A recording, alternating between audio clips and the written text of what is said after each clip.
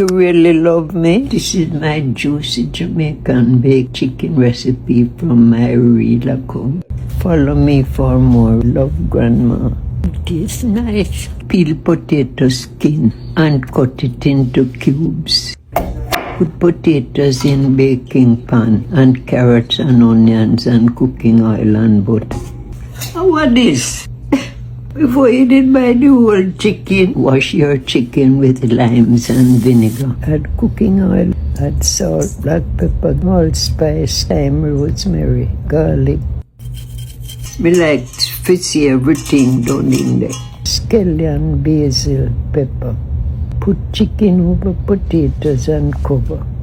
Bake at 350 for 30 minutes. Baste chicken and bake for 30 minutes. Your chicken should look like this. Please, love, Grandma. You want some? It is nice. And I see chicken soft.